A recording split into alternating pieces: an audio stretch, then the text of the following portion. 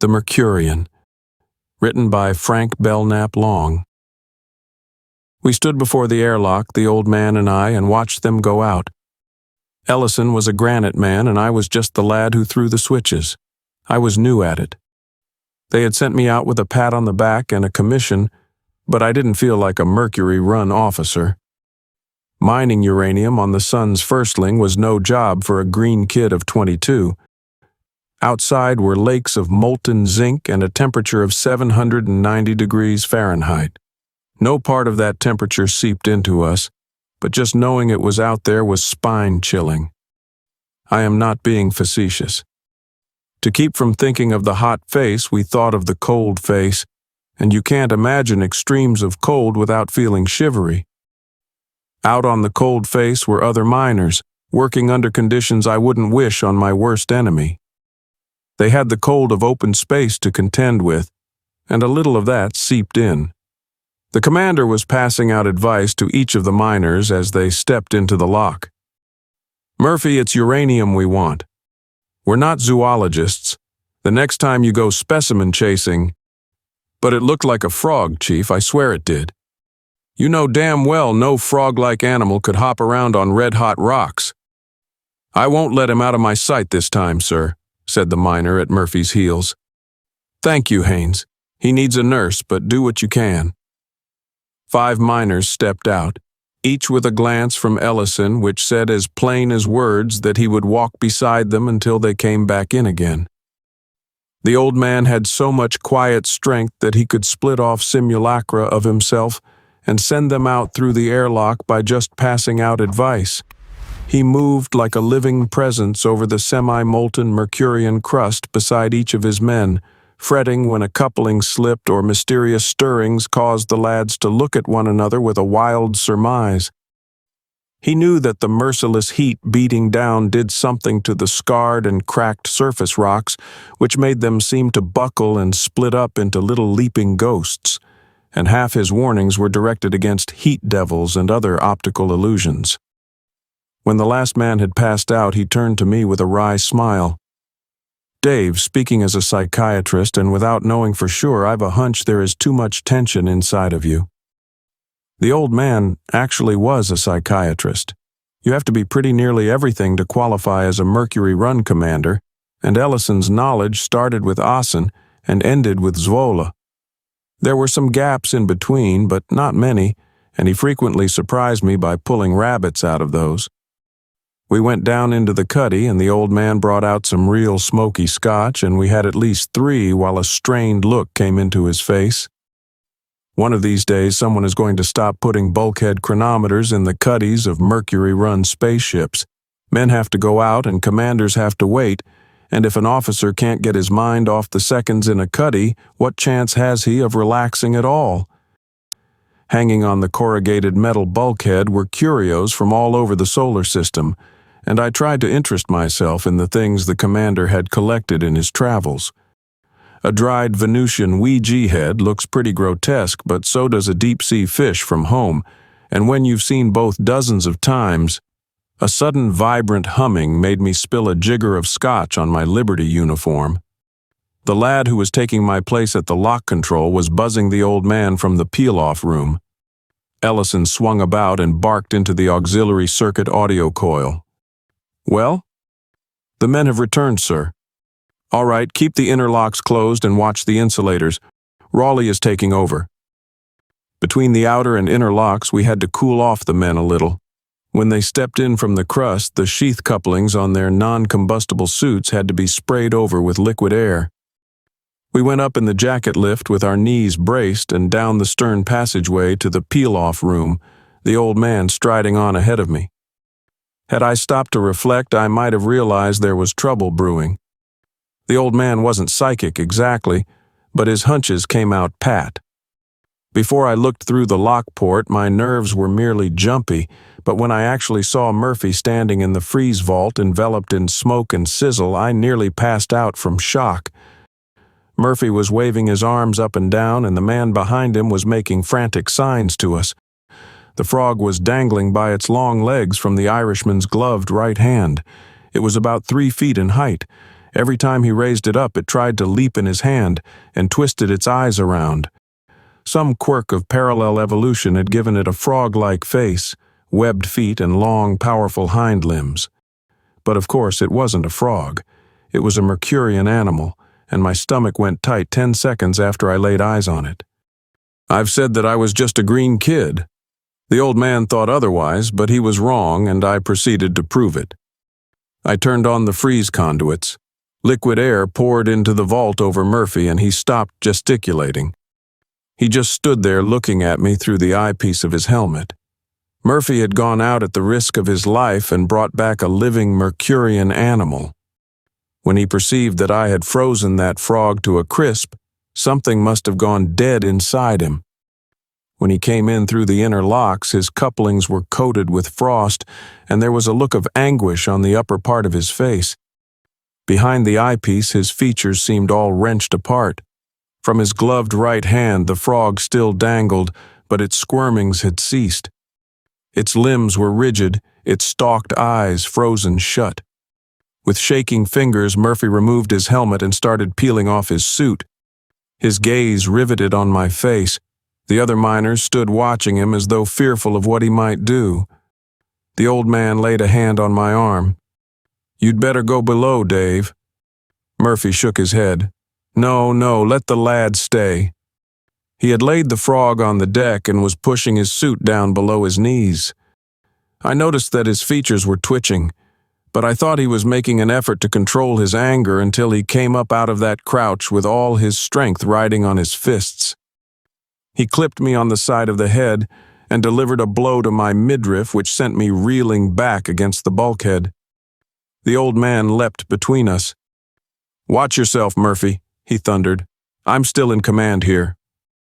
Murphy spat on the deck, a slow flush creeping up over his face. "I just can't figure it," he muttered.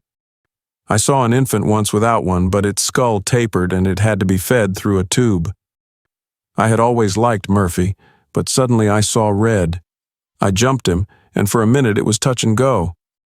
We rolled over on the deck, exchanging hammer blows. He was hampered by the tangle his legs were in, but he made good use of his fists.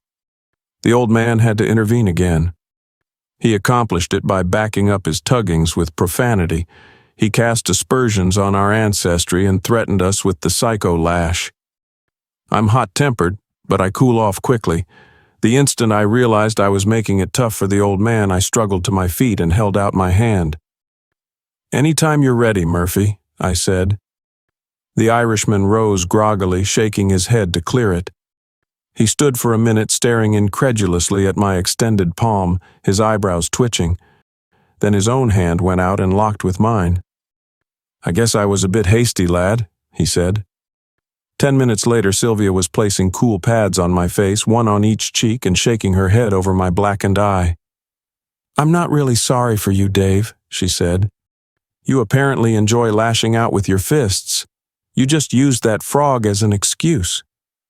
Perhaps I should have mentioned sooner that there was a woman on board. A slim and attractive girl with coppery hair named Sylvia Varner was visiting us for 5 days consecutively. But she had come out on the cruise-shift cruiser Aquila, which was berthed right alongside of us on the semi-molten crust. Women are out of place on Mercury-run ships, and if I were taking fictional liberties with this record, I'd leave her out. But facts are facts. And the feminine zigzag had a lot to do with the way the frog brought us all to the brink of despair. Without her, it would have been less, though, but less exciting, too, and of course, for romantic reasons, I was glad she had come.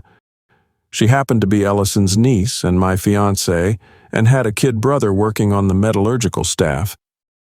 "But it isn't a frog," I said irritably. "It's a Mercurian animal, and I don't blame Murphy for sailing into me." "You're being very charitable," she said. "He tried to kill you." "All right," I said. For a minute he went berserk. "But what would you do if you bagged the first Mercurian animal ever seen and a dumb kid turned it into a museum piece? If Murphy could have brought that frog back to Earth alive, the National Geographic Society would have smothered him with medals." "But won't it thaw out, Dave?" "It's limper than a rag right now," I said, but it is also dead as a doornail." Sylvia's brow crinkled. "I should think a Mercurian animal would have to be plated like an armadillo. I should think it would need some sort of air cooling system and a—" "Hold on," I said. "You're jumping to a priori conclusions. We'll start with the animal. It is frog-like, so conditions on Mercury must favor the development of slender, agile quadrupeds with powerful hind limbs. Since Mercury is flecked with semi-molten marsh patches, its frog-like appearance does not surprise me. We can only speculate as to its habits, but it's probably oviparous and has a brief life cycle. Now, in hot baths with carefully regulated approaches, human beings have been able to stand degrees of heat above the boiling point of water. Back in the 18th century, a Frenchman named Chamouni the Incombustible entered an oven containing a raw leg of mutton and remained there until the meat was completely cooked. Medical history records hundreds of similar cases. But what has that to do with Murphy's frog? Don't you see? If human beings can build up all that resistance in a few minutes, what's to stop a rapidly breeding Mercurian animal from acquiring 10 times as much immunity in 50,000 generations? With already immune invertebrates to start with, natural selection could give even a highly evolved, meaty-fleshed animal plenty of resistance. I was feeling distinctly proud of myself when Sylvia countered with, "You said the sides of its body and its hind limbs were covered with fine reddish hairs. Velocities was the term you used. How could natural selection build up immunity in hair?" I could have brought up another player, but I wanted her to smooth my forehead instead. So I leaned back with a sigh and refrained from pointing out that chitin was slow-burning at best, and that the only hairy frog on Earth, Trichobatatrachus robustus from West Africa, lived up to its name. She sat on the arm of my chair and leaned forward, and for a minute I thought I was going to get my wish, but all she did was kiss me. She leaned her lips against mine, and for about 3 minutes a pleasant tingling surged through me. Then I began to grow restless. I couldn't breathe, and her lips were no longer warm and vibrant. I had to move her face to one side in order to inhale, and the instant I did so she swayed and her elbows descended on my chest. A chill coursed through me. Her arms were rigid and she seemed almost weightless. Alarmed, I rose, grasped her wrists and eased her gently down into the chair. She just sat there staring up at me, her face a petrified mask and her body so utterly still that it did something to sound. In place of the faint susurrus which occupied space, gives forth the chair seemed to be enveloped in a kind of auditory vacuum which chilled me to the core of my being. I can't remember how long I stood there with horror slapping at my brain like the tides of some cold, dead moon.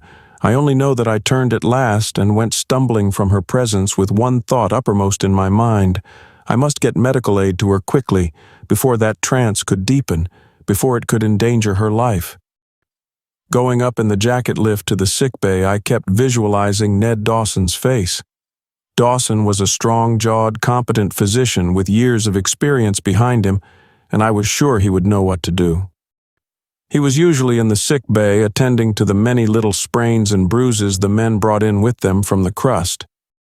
There was a flicker of violet light as the jacket lift hummed to a stop. I stepped out and raced down a cold-lighted passageway to the drug shop, my breath coming fast.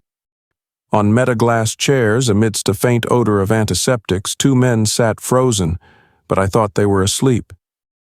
I went straight through the waiting space with scarcely a glance at them, and burst into the sick bay unannounced. Dawson was there all right, but he was bent nearly double, frozen in the act of applying a gauze bandage to the badly cut ankle of a miner who stood contemplating his navel like a schizophrene, his head sunken on his chest. For an instant I just stood there gasping, too stunned to realize that I was staring at a physician who could no longer heal. It wasn't until I went up to him and discovered that his body was cold and his face a frozen mask that my brain started to soak up horror. I went reeling out into the passageway like a drunken man and tried to locate the commander, and found him at last in the control room with his body glinting in light silver dust.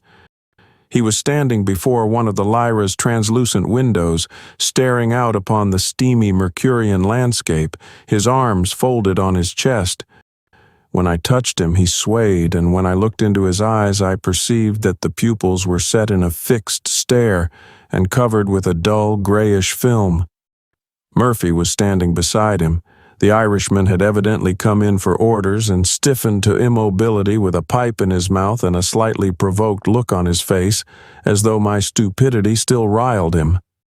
A nightmare unreality lengthened the minutes which followed into unevenly spaced eternities filled with a steadily mounting dread. In the more crowded parts of the ship, frozen men clustered in little queues. Every member of the automator crew stood frozen at his post. The starboard watch looked like statues carved in bronze, and in the chain locker room were 3 crewmen whose muscular contortions conveyed an illusion of motion as they tugged at windlasses which had ceased to turn. My palms were wet and I was trembling in every limb when I completed my inspection of the ship. It was especially bad going back in the jacket lift to the commander's cabin. In the dark forehold I had glimpsed obscure, rigid shadows which had unnerved me more than all the frozen, brittle men illumined by cold light in the crew spaces fore and aft. When I stepped from the jacket lift, a voice said, "They only seem brittle, Rawley. Actually, they are still soft and flabby like all the inhabitants of the 3rd planet." It was a telepathic voice, but I didn't know that. I thought it was a human voice speaking close to my ear. Appalled, I swung about. The frog was peering around a bend in the passageway, its stalked eyes pointing toward the lift.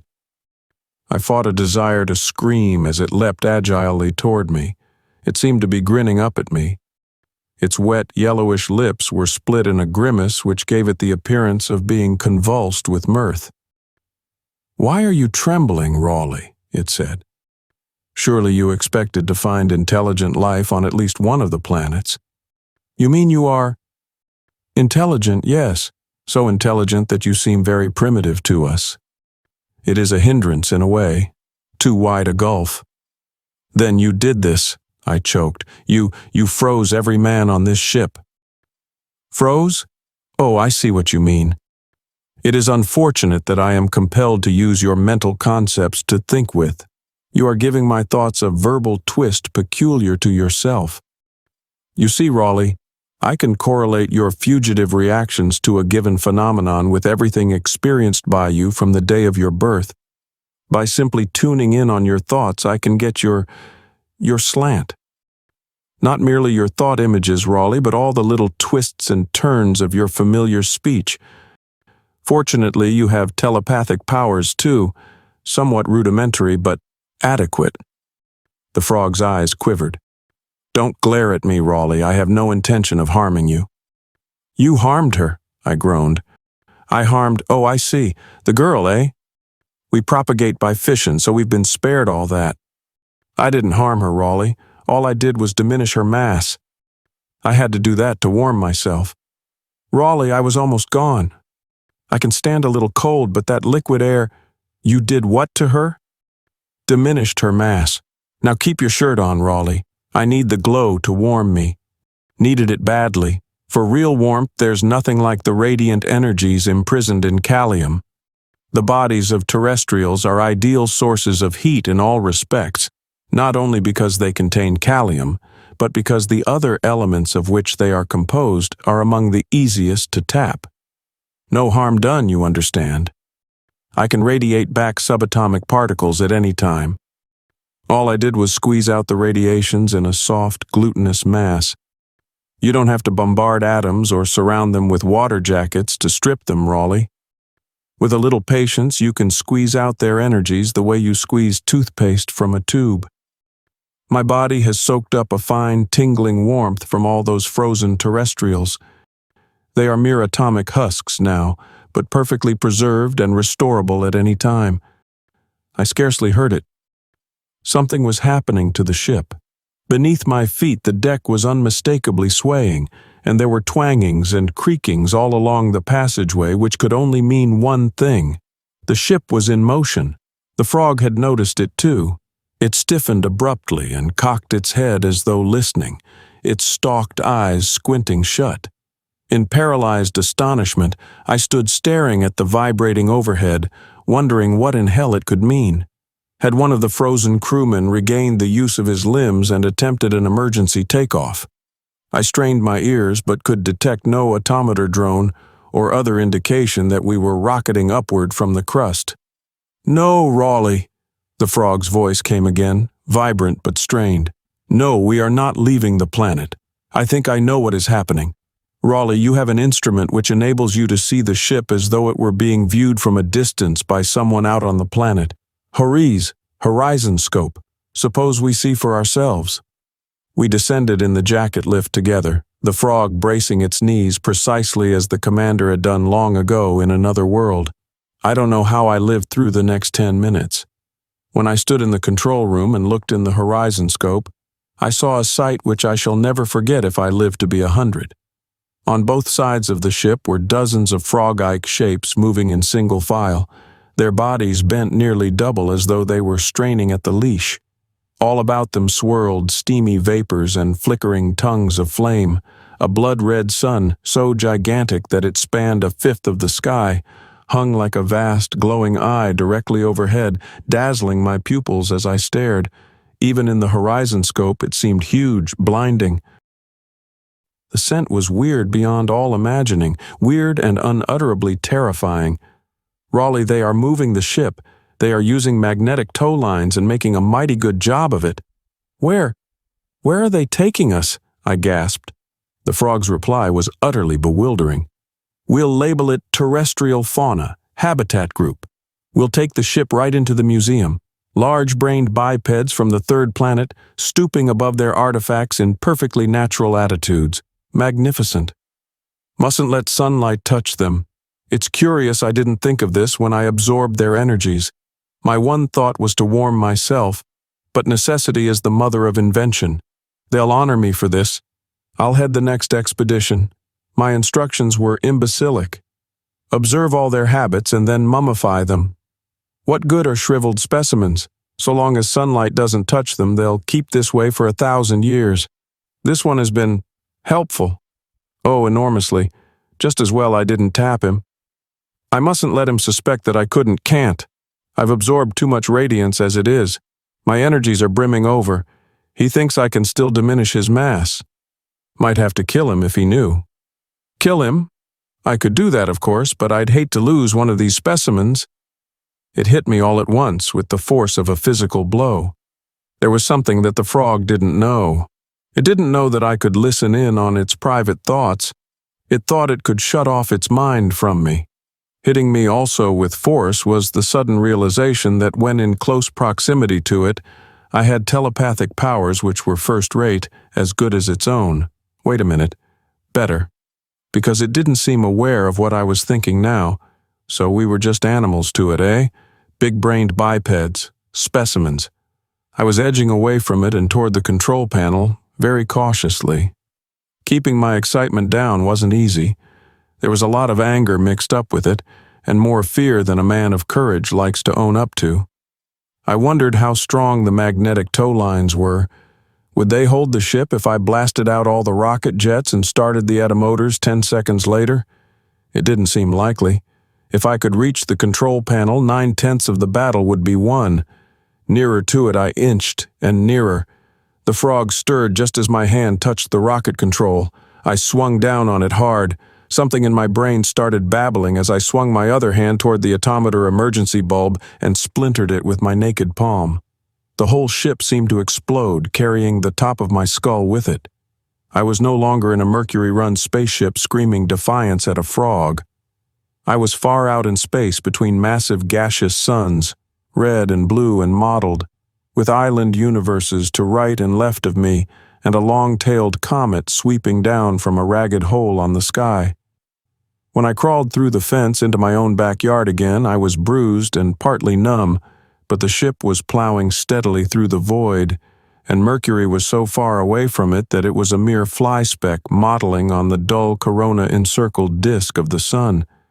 The frog? Yes, it was still with us, but all the cockiness had gone out of it. It came to me as meek as a lamb and laid all its cards on the table. It would be the specimen now. So long as we didn't cast it out through the airlocks to freeze in the void, it would consent to be exhibited in every museum on Earth. Only the museums would have to be roofless because it would need the sunlight. It promised not to diminish the mass of a single human being on Earth. All it needed was our sunlight. Locked up in the Lyra and freezing to death, it had been compelled to tap the nearest energy source, which happened to be us. But on Earth it would tap the sunlight. It pointed out that the sunlight falling on 1 square foot of Earth would keep one of our big power plants running for a year, if we knew as much as the Mercurians did about radiant heat. I'll be no trouble at all, Rawley, and if you wish, I'll show you how to convert sunlight into useful energy. You won't need so many cyclotrons then. Before I'd monkey with anything as unpredictable as a skinless atom, I'd go jump in a lake. I was no longer listening.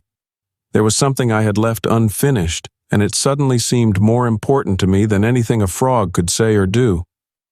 Going down in the jacket lift to Sylvia, I kept trying to recall just how I felt when it had cheated me out of something I was entitled to. It didn't seem right to leave a kiss dangling in mid-air, and I was sure that Sylvia was feeling frustrated too. She was. She came into my arms in utter silence, and we did the kiss up brown and stored it away in our memories for when we were 88. "Darling," she said, "I'm glad we thought of that." I felt better almost at once. They had sent me out from Earth with a pat on the back and a commission, and I was returning with the commander's niece in my arms and a story in my brain which the news syndicates would certainly want. I'd ask a good price for it. Lunar honeymoons were expensive, and although Sylvia wasn't extravagant, she liked orchids as well as the next girl and was just the right height to wear sables. With grace.